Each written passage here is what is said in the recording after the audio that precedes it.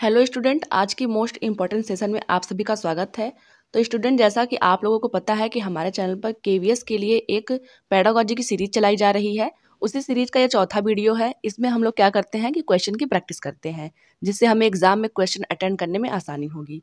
तो उसी सेशन का ये चौथा वीडियो है। चलिए देर न करते हुए वीडियो को शुरू कर लेते हैं और देख लेते हैं आज हमारा कौन कौन सा क्वेश्चन है। तो क्वेश्चन नंबर पहला हमारा है, बच्चे की वृद्धि और विकास का अध्ययन करने की सबसे अच्छी विधि कौन सी है। पहला हमारा ऑप्शन है विश्लेषणात्मक विधि, दूसरा है तुलनात्मक विधि, तीसरा है विकासात्मक विधि और चौथा है सांख्यिकी विधि।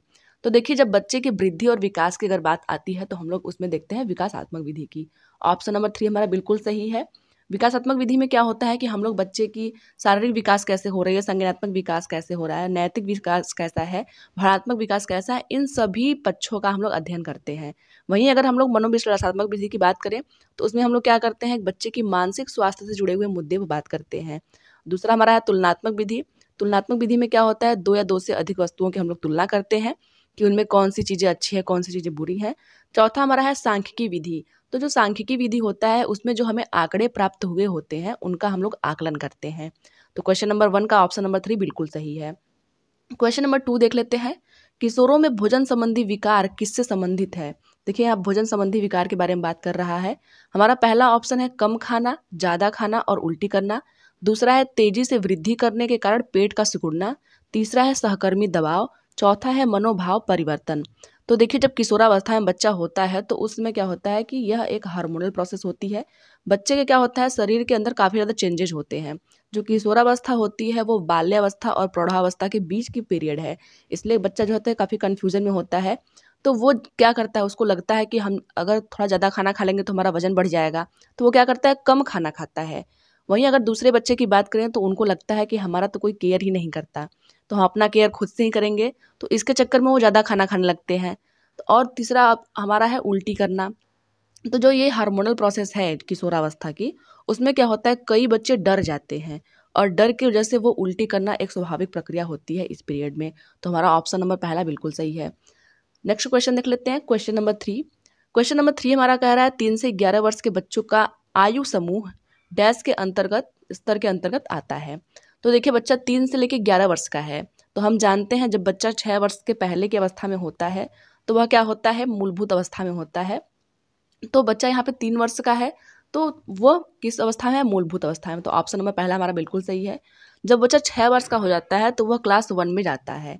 हमें पता है कि अकॉर्डिंग टू एनसीएफ 2020 कहता है कि जब तक बच्चा 6 वर्ष का नहीं हुआ है तब तक वह क्लास 1 में नहीं जा सकता है। अब तो हमारा बच्चा 3 से 11 वर्ष का है, तो इसका मतलब वो क्लास 1 से ज़्यादा ही कक्षा में है, तो वह प्राथमिक कक्षा में प्रवेश कर चुका है, इसलिए ऑप्शन नंबर 2 भी हमारा सही है। इस हिसाब से ऑप्शन नंबर 4 हमारा बिल्कुल सही है, 1 और 2 दोनों। ऑप्शन नंबर 4 बिल्कुल सही है। नेक्स्ट देख लेते हैं, क्वेश्चन नंबर 4। व्यवहार के संदर्भ में कौन सा व्यवहार स्वैच्छिक व्यवहार है जिसका उद्देश्य किसी और की मदद करना है।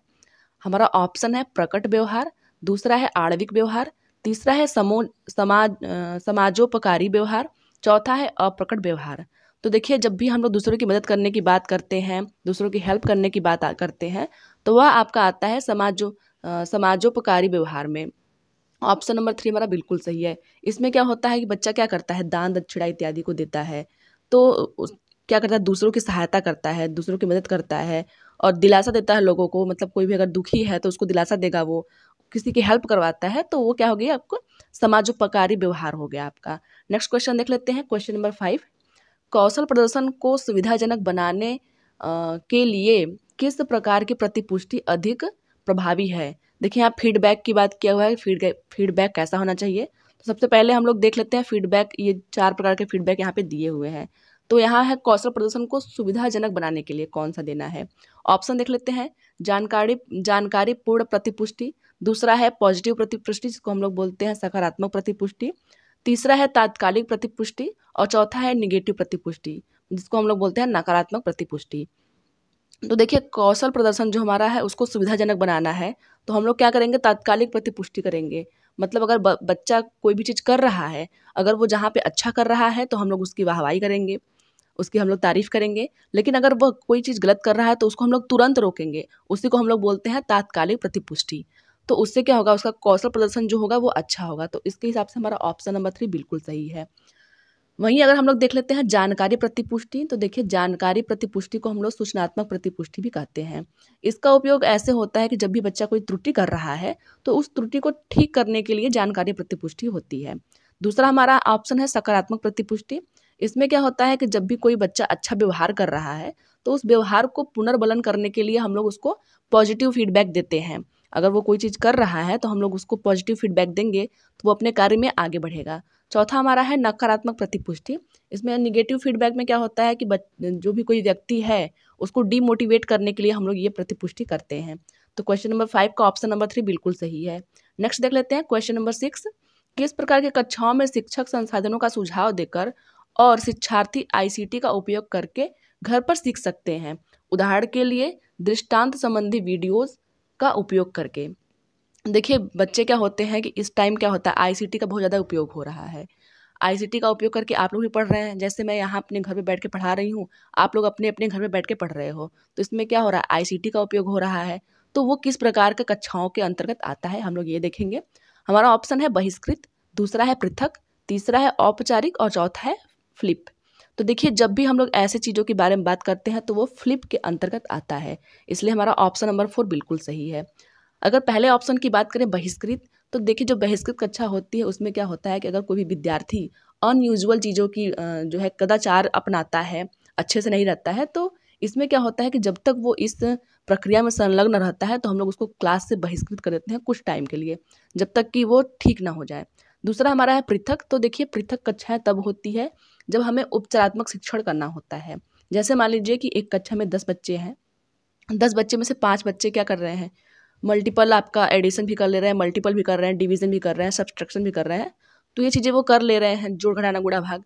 लेकिन कुछ बच्चे ऐसे हैं जिनको जोड़ा ही नहीं आता है, तो हम लोग क्या करेंगे, अगर हम सामान्य बच्चों के साथ उसको बैठा के पढ़ाएंगे तो उसको जल्दी जोड़ नहीं आ पाएगा, क्योंकि कुछ बच्चे क्या कर रहे हैं भाग तक कर, डिवीजन तक कर पा रहे हैं और कुछ बच्चे जोड़ भी नहीं कर पा रहे हैं। तो सब कक्षा के साथ साथ पढ़ाने के बाद भी हमें क्या करना है, उनको अलग से उपचारात्मक शिक्षण देना है, जिसमें हम लोग उनको जोड़ की प्रक्रिया बताएंगे ताकि वो अन्य बच्चों के बराबर हो सके। तो आपका वो हो गया पृथक। तीसरा हमारा है औपचारिक। देखिए औपचारिक जो शिक्षा होती है या फिर औपचारिक जो कक्षा होती है उसमें क्या होता है कि एक अच्छा माहौल होता है, उस माहौल में एक टीचर फिक्स होता है, हमारी टाइमिंग फिक्स होती है और जो है पाठ्यक्रम हमारा फिक्स होता है कि हमें इसी के बारे में बात करना है। उसी को हम लोग बोलते हैं औपचारिक कक्षा। तो क्वेश्चन नंबर 6 का ऑप्शन नंबर 4 बिल्कुल सही है। नेक्स्ट देख लेते हैं क्वेश्चन नंबर 7। निम्नलिखित शैक्षिक सिद्धांतों में से कौन से विद्यालय स्तर पर उपलब्ध है? यहाँ विद्यालय स्तर पर कौन कौन सी चीज़ें उपलब्ध है वो देखना है। ऑप्शन नंबर पहला हमारा है पुस्तकालय, दूसरा है प्रयोगशाला, तीसरा है बगीचा, चौथा है खेल का मैदान। तो देखिए हम जानते हैं जो शैक्षिक संस्थान होते हैं उसमें क्या होता है, पुस्तकालय भी होता है, लेबोरेटरी भी होती है, बगीचा भी होता है, गार्डन होता है और खेल का मैदान मतलब प्लेग्राउंड भी होता है। इसका मतलब ये चारों जो चीज़ें होती हैं वो विद्यालय स्तर पे हमें देखने को मिलती है। तो हमारा चारों ऑप्शन सही हो जाएगा। तो हमारा इस हिसाब से ऑप्शन नंबर 2 बिल्कुल सही है, क्योंकि इसमें चारों ऑप्शन दिए गए हैं। क्वेश्चन नंबर 7 का ऑप्शन नंबर 2 बिल्कुल सही है। नेक्स्ट देख लेते हैं क्वेश्चन नंबर 8। स्कूल स्वास्थ्य संबंधी समस्याओं से कैसे निपट सकता है? यहाँ स्वास्थ्य संबंधी समस्याओं के बारे में पूछा गया है। ऑप्शन देख लेते हैं हम लोग। स्कूल की अच्छी तरह से बनाई गई इमारत और स्वच्छता सुविधाओं की अच्छी संरचना सुनिश्चित करके, दूसरा है स्कूल परिसर में एक डॉक्टर उपलब्ध करा करके, तीसरा है स्वास्थ्य मुद्दों पर के लिए निधि उपलब्ध करा के, ये निधि मतलब पैसे से बात की गई है। चौथा हमारा है स्वास्थ्य संक्रमण, अस्थमा और दस्त के प्रबंधन के बारे में बुनियादी ज्ञान प्रदान करके। तो देखिए स्कूल स्वास्थ्य संबंधी समस्याओं से निपट कैसे सकता है, जो हम लोग क्या करें, स्कूल की अच्छी तरह से बनाई गई इमारत और स्वच्छता सुविधाओं की अच्छी संरचना सुनिश्चित कर सकें। हम लोग अगर स्कूल में स्वच्छता रखेंगे, जो है अच्छी संरचना रखेंगे, तो उससे क्या होगा कि जो स्वास्थ्य संबंधी समस्याएं होती है उससे बच्चा आसानी से निपट सकता है। क्वेश्चन नंबर 8 का ऑप्शन नंबर पहला सही है आपका। नेक्स्ट देख लेते हैं क्वेश्चन नंबर 9। स्कूल कैलेंडर तैयार करने के लिए ध्यान में रखे जाने वाले चरणों में शामिल है। देखिए हमें कैलेंडर के बारे में पढ़ना है, स्कूल कैलेंडर के बारे में पढ़ना है और टाइम टेबल के बारे में भी पढ़ना है। तो इसको पहले जो वीडियो था इसमें हम लोग टाइम टेबल के बारे में बात किए थे, आज हम कैलेंडर के बारे में बात करेंगे। तो देखिए जो स्कूल कैलेंडर होता है उसमें क्या क्या होता है। हमारा ऑप्शन है एक वर्ष में कार्य दिवसों की संख्या की गणना की जाती है, ये तो ठीक लग रहा है। दूसरा है छुट्टियों और रविवार की संख्या को एक वर्ष से बाहर रखा जाता है, ये भी ठीक लग रहा है। तीसरा है परीक्षा आयोजित करने के लिए आवश्यक दिनों की संख्या की गणना की जाती है। तो ये भी ठीक है, इसलिए हमारा ऑप्शन नंबर 4 बिल्कुल सही है। जो स्कूल कैलेंडर हमारा होता है उसमें क्या होता है, जो कार्य दिवसों की जो संख्या होती है कि एक साल में कितना कार्य दिवस होगा। जैसा कि हम लोग जानते हैं कि 365 दिन में प्राथमिक विद्यालय में बात करें तो 200 दिन पढ़ाना है, और उच्च प्राथमिक विद्यालय की बात करें तो 220 दिन पढ़ाना है। जिन बच्चों को ये चीज़ें नहीं पता है वो जाके वीडियो देख सकते हैं। तो एक साल में जो कार्य दिवसों की संख्या है वो 200 और 220 होता है प्राथमिक और उच्च प्राथमिक के लिए। ये तो सही है, लेकिन ये कार्य दिवसों की संख्या कैसे निर्धारित होगी? जब हम लोग छुट्टियों और रविवार की संख्या को एक वर्ष से बाहर रखें, तभी तो कार्य दिवसों की संख्या निर्धारित होगी। और परीक्षा का आयोजन करने के लिए भी हमें आवश्यक दिनों की संख्या की गणना की जाती है। तो ये भी सही है। क्वेश्चन नंबर 9 का ऑप्शन नंबर 4 बिल्कुल सही है। नेक्स्ट देख लेते हैं क्वेश्चन नंबर 10। FLN के अनुसार शिक्षा शास्त्र शब्द का अर्थ है। तो ऑप्शन हमारा है बच्चे का मार्गदर्शन करना, दूसरा है बच्चे का नेतृत्व करना, तीसरा है बच्चे को शिक्षित करना, और चौथा है बच्चे को समझना। तो देखिए FLN के अनुसार जो शिक्षा शास्त्र वर्ड का यूज किया गया है उसका सीधा सीधा अर्थ ये होता है बच्चों का नेतृत्व करना। तो ऑप्शन नंबर 2 बिल्कुल सही है। अब ये FLN क्या होता है? जो भी बच्चे मेरा पहला वीडियो देख चुके हैं होंगे उनको पता होगा कि FLN क्या होता है। तो देखिए FLN का मतलब होता है फाउंडेशनल लिटरेसी एंड न्यूमरेसी। इसका मतलब है कि बच्चे को आधारभूत साक्षरता और संख्या ज्ञान हमें देना है। जो FLN का जो कॉन्सेप्ट आया था वो NEP 2020 में आया था, नेशनल एजुकेशन पॉलिसी 2020 में आया था। उसमें कहा गया था कि 2025 तक हमें क्या करना है कि जो क्लास 3 के जो बच्चे हैं, मतलब 1, 2, 3 के जो बच्चे हैं, जब तक बच्चा क्लास 3 में पहुंचता है तब तक हमें उसको क्या करना है, आधारभूत साक्षरता और संख्या ज्ञान दे देना है। आधारभूत साक्षरता का क्या मतलब है कि बच्चे थोड़ा बहुत पढ़ सकें, और संख्या ज्ञान का मतलब ये है कि उनको जोड़ घटाना गुणा भाग थोड़ा बहुत करना आ जाए। तो इतना हमारा जो है लक्ष्य रखा गया था। ये लक्ष्य 2025 से 26 तक रखा गया है। तो आप लोग इसको याद रखेंगे। तो क्वेश्चन नंबर 10 का ऑप्शन नंबर 2 बिल्कुल सही है। नेक्स्ट देख लेते हैं क्वेश्चन नंबर 11। NCF 2005 के अनुसार छात्रों के लिए भौतिक रूप से असुविधा पैदा करने वाला साधारण अंश है। देखिए यहाँ छात्रों को जो है असुविधा पैदा हो रहा है, तो उसमें से कौन सा अंश ऐसा हो सकता है? हम लोग ऑप्शन पर नजर डालते हैं। ऑप्शन नंबर पहला हमारा रक्षा करने वाले पाठशाला के कर्मचारी, दूसरा है समीप की पाठशाला, तीसरा है सुविधाजनक शौचालय, चौथा है अधिक वजन की थैलियाँ। तो देखिए NCF 2005 में कहा गया था कि छात्रों के लिए जो भौतिक रूप से असुविधा प्रदान करता है वो है अधिक वजन की थैलियाँ। ऑप्शन नंबर 4 हमारा बिल्कुल सही है। तो आप जानते हो कि 1992 में एक यशपाल समिति का गठन हुआ था। उसने अपनी रिपोर्ट सौंपी थी और उसमें कहा गया था कि लर्निंग विदाउट बर्डन, मतलब शिक्षा बिना बोझ के। इसके जो अध्यक्ष थे वो थे प्रोफेसर यशपाल। इसको भी आप लोग याद रखेंगे और ये डेट भी याद रखेंगे कि जो समिति का जो गठन हुआ था उसने अपना रिपोर्ट सौंपा था, वो 1992 की बात कही गई थी। उसमें बोला गया था कि जो बच्चे के बस्ते का वजन है उसको हमें कम करना है। जैसे जब हम लोग बच्चे थे, छोटे थे, तो उसमें क्या होता था, हमारी कई सब्जेक्ट होते थे, जियोग्राफी अलग है, हिस्ट्री अलग है, साइंस अलग है, मैथ अलग है। हमें क्या करना होता था, सारी चीज़ों की हम लोग बुक भी लेके जाते थे, किताब कॉपी दोनों लेके जाते थे हम लोग, और एक रफ कॉपी होती थी। तो ये क्या होता था, हमारे जो बस्ते का जो वजन था वो काफ़ी ज़्यादा हो जाता था।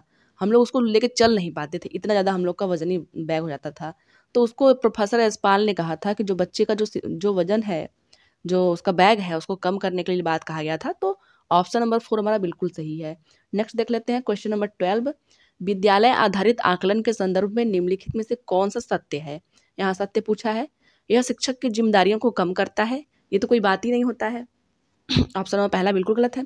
दूसरा है यह मानक NCERT का अनुपालन करता है, बच्चों को जांच करने के लिए बाध्य करता है। देखिए यहाँ जब बच्चों को जांच करने के लिए बाध्य नहीं करना है हमें, इसलिए हमारा ऑप्शन नंबर 2 भी बिल्कुल गलत है। तीसरा है यह नैदानिक परीक्षणों के माध्यम से छात्रों को अधिक जानने में मदद करता है। ये थोड़ा ठीक लग रहा है। चौथा हमारा है यह छात्रों की पढ़ाई के बोझ को कम करता है। तो देखिए इस हिसाब से हमारा ऑप्शन नंबर 3 बिल्कुल सही है कि यह क्या करता है, यहाँ विद्यालय आधारित आकलन है। तो विद्यालय आधारित आकलन क्यों होता है? क्योंकि हम लोग क्या कर सकते हैं, बच्चों का हम लोग डायग्नोसिस कर सके कि बच्चों को कहाँ कहाँ प्रॉब्लम आ रही है, और उसका हम लोग क्या कर सके, रेमेडियल टीचिंग कर सके, उपचारात्मक शिक्षण हम लोग करके उसका जो प्रॉब्लम है उसको सॉल्व कर सके। तो हमारा ऑप्शन नंबर 3 बिल्कुल सही है। यह नैदानिक परीक्षणों के माध्यम से छात्रों को अधिक जानने में मदद करता है। हमारा ऑप्शन नंबर 3 बिल्कुल सही है। हम लोग छात्रों को अधिक जानेंगे तभी उनका उपचार कर सकेंगे, उनको कहाँ कहाँ प्रॉब्लम है, उनकी जो प्रॉब्लम है उसको हम लोग सॉल्व कर सकेंगे। तो ऑप्शन नंबर 3 बिल्कुल सही है। नेक्स्ट हमारा है अक्षम बच्चों के लिए एकीकृत शिक्षा की केंद्र प्रायोजित योजना का उद्देश्य अक्षम बच्चों को डैश शैक्षिक अवसर प्रदान करना है। हमारा पहला ऑप्शन है मुक्त स्कूलों में, दूसरा है नेत्रहीन राहत संघ स्कूलों में, तीसरा है नियमित सामान्य स्कूलों में, चौथा है विशेष स्कूलों में। तो देखिए, जो अक्षम बच्चे होते हैं उनके लिए पहले क्या होता था कि एक अलग से विद्यालय होते थे, लेकिन बाद में ये कहा गया कि उनको जो है अलग का भाव ना प्रदर्शित किया जाए, उनको सामान्य बच्चों के साथ सामान्य स्कूल में पढ़ाया जाए, जिससे जो उनके बच्चे हैं, जो उनके आसपास के जो बच्चे हैं, वो क्या कर सकें, सामाजिक रूप से, नैतिक रूप से, भावनात्मक रूप से उन जो अक्षम बच्चे हैं उनसे जुड़ सकें। तो ऑप्शन नंबर 3 हमारा बिल्कुल सही है। बच्चा कितना भी अक्षम हो, चाहे वो देखने में असमर्थ हो, चाहे वो चलने में असमर्थ हो, हमें क्या करना है, उसको नियमित और सामान्य स्कूलों में ही पढ़ाना है। तो ऑप्शन नंबर 3 बिल्कुल सही है। नेक्स्ट देख लेते हैं क्वेश्चन नंबर 14। स्कूल के बच्चों के अधिकारों की रक्षा करने के लिए एक शिक्षक की भूमिका सहायक हो सकती है। आरटीआई के अनुसार निम्नलिखित में से कौन सी शिक्षक की महत्वपूर्ण भूमिका है? ठीक है, हम लोग ऑप्शन देख लेते हैं। शिक्षक केंद्रित कक्षा बनाना, देखिए ये तो कोई बात ही नहीं होती। हम लोग जब भी बात करते हैं बाल केंद्रित जो होती है कक्षा के बारे में बात करते हैं, तो ऑप्शन नंबर पहला आपका गलत हो गया है। दूसरा है लिंग समानता प्रदर्शित करना, ये थोड़ा ठीक लग रहा है। तीसरा हमारा ऑप्शन है बच्चों के लिए भय का माहौल बनाना। अब देखिए, हमें कभी भी बच्चे के लिए भय का माहौल नहीं बनाना है, भय मुक्त माहौल बनाना है, इसलिए हमारा ऑप्शन नंबर 3 भी बिल्कुल गलत है। चौथा हमारा है बच्चों की भागीदारी कम करना। अब देखिए, यहाँ कम करने की बात की गई है, जबकि हम लोग हमेशा पढ़ते हैं कि हम लोग बच्चे की अधिक से अधिक भागीदारी सुनिश्चित कर सकें, इसलिए ऑप्शन नंबर 4 भी बिल्कुल गलत है। इस हिसाब से हमारा ऑप्शन नंबर 2 बिल्कुल सही है, लिंग समानता प्रदर्शित करना। क्वेश्चन नंबर 14 का ऑप्शन नंबर 2 बिल्कुल सही है। नेक्स्ट देख लेते हैं क्वेश्चन नंबर 15 क्या कह रहा है। अगला हमारा क्वेश्चन है NEP 2020 के अनुसार राष्ट्रीय अनुसंधान प्रतिष्ठान क्यों स्थापित किया जा सकता है? ठीक है, ऑप्शन नंबर पहला हमारा है डॉक्टरेट और पोस्ट डॉक्टरेट के शोध को प्रोत्साहन हेतु, दूसरा है आधारभूत वैज्ञानिक शोध के प्रोत्साहन हेतु, तीसरा है विद्यालयों को शोध प्रयोगशालाओं की स्थापना के योग्य बनाने हेतु, चौथा हमारा है विश्वविद्यालयों में शोध संस्कृति के व्याप्त होने के लिए उन्हें सक्षम बनाने हेतु। तो इस हिसाब से हमारा ऑप्शन नंबर 4 बिल्कुल बेस्ट ऑप्शन है। तो क्वेश्चन नंबर 15 का ऑप्शन नंबर 4 बिल्कुल सही है। नेक्स्ट देख लेते हैं क्वेश्चन नंबर 16। क्वेश्चन नंबर 16 हमारा कह रहा है निम्नलिखित में से कौन सी समावेशी शिक्षा की विशेषता नहीं है? यहाँ नहीं पूछा है और हमें एग्जाम में यही देखना है कि कहीं नहीं तो नहीं पूछा है, क्योंकि कुछ बच्चे ऐसे होते हैं जो हाँ पूछा रहता है उसको नहीं समझ लेते हैं, और जो नहीं पूछा रहता है उसको हाँ समझ के आंसर करते रहते हैं। तो यहाँ नहीं पूछा गया है। तो हमारा ऑप्शन नंबर पहला है यह विकलांग बच्चों की देखभाल से उनकी शिक्षा और व्यक्तिगत विकास के लिए सेवा में बदलाव है।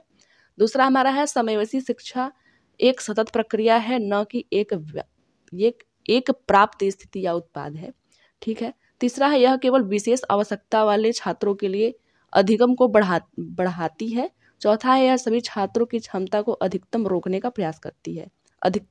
प्रयास करती है।